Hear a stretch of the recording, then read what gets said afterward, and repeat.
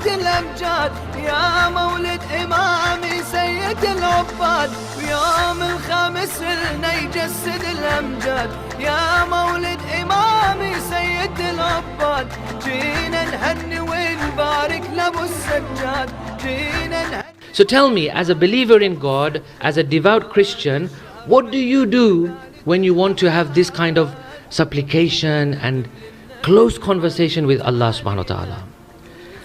Corbin says, I read Sahifa Sajjadiya.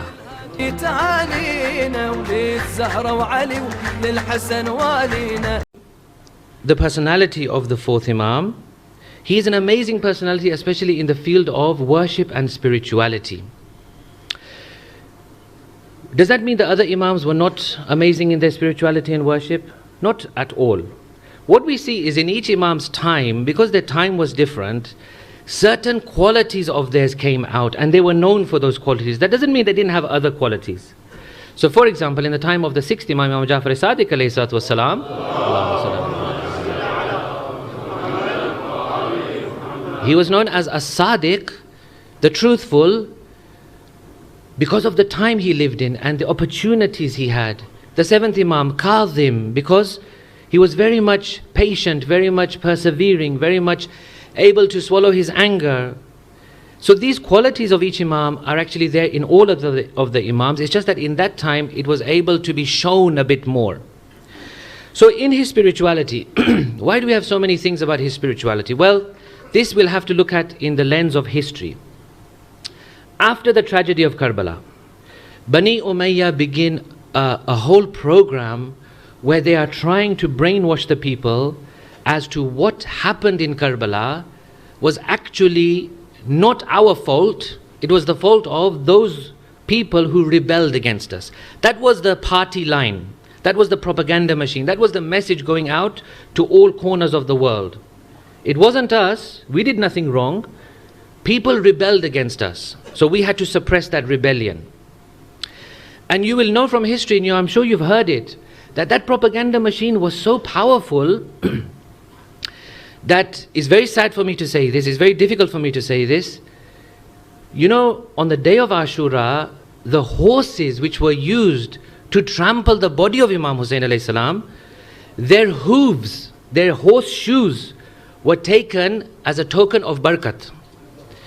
It was that powerful, imagine. It was that powerful, the propaganda machine of Bani Umayyah, that this is a rebellious group. We have done nothing wrong. They did something wrong. So they had a systematic campaign of shutting down all messages from Ahlul Bayt. They would not allow. They would not allow many things, and they kept Imam under great surveillance and great suppression.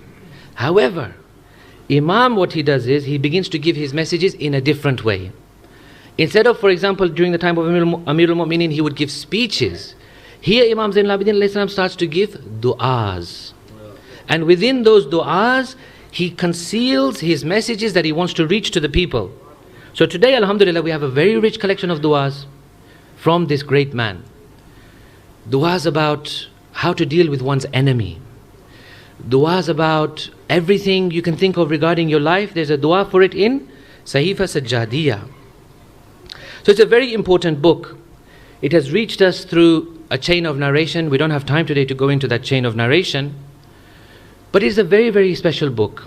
And there's a story which I want to narrate regarding the speciality of this book and how lucky we are to have this book in our homes and on our shelves.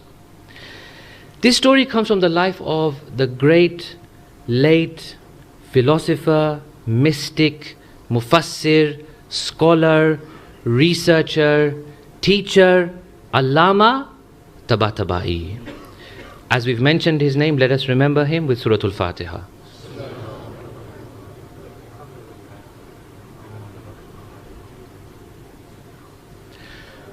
Allama, looking at his life, you'll see that he had a series of discussions with someone called Henry Corbin, a French Christian researcher. Henry Corbin, I have to be careful sometimes because I might say Jeremy Corbyn because he's so much in the news. If I say Jeremy Corbyn, you know who I mean. It's Henry Corbin. So this Henry Corbin, he was a Christian, a devout Christian, practicing Christian, and he would make regular trips to Iran, and he would meet with Allama. Sometimes they would meet in Tehran, sometimes in Qom. Typically what would happen is that Corbin would come with questions regarding Islam, and he would ask Allama these questions. Allama would provide the answers. These discussions would generally be documented, and somehow the result of these discussions is 2 books that Allama has published: Shia Dar Islam and Quran Dar Islam. Shia in Islam and Quran in Islam. Roughly the outcome of the discussions of these Corbin discussions. So on one occasion, Allama asks a question to Corbin. Usually Corbin is the one asking the questions. On this occasion, Allama asked the question. Allama says, let me ask you something. He says, there are moments for every believer in God when he would desire to speak to his Lord or whisper to him. So when you feel close to Allah subhanahu wa ta'ala and you have a yearning towards God, sometimes your heart says, let me speak to my Lord. And most of the time, unfortunately, when we speak to Allah, it is to ask for something. Allah give me this, Allah give me that, Allah I want this, Allah I want that. There are some times in our lives we should reserve not to ask anything, but just to speak, just to build a relationship. Allama says there are times in which a believer, Corbin was a believer wants to have some special conversation with Allah, some touching conversation with Allah, to spill one's heart out to Allah subhanahu wa ta'ala. So he says, I haven't found such supplications in Christianity. Correct me if I'm wrong, but I haven't found these kinds of things in Christianity. So tell me, as a believer in God, as a devout Christian, what do you do when you want to have this kind of supplication and close conversation with Allah subhanahu wa ta'ala? Corbin says, I read Sahifa Sajjadiya, and when I read it, I cry. That is how touching this book is. Ketlu ajab kehwaye, ketli ajib વાત કે અમારા ઘરની અંદર આ કિતાબ છે ને અમે નથી પડતા. We don't recite it even though we have it in our own homes. Here we have non-Muslims testifying to the fact that these are very special things. These are things that we really crave, we really like.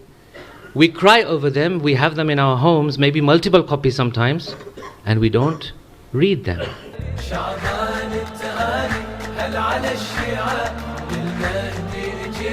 المهدي جينا نجدد البيعة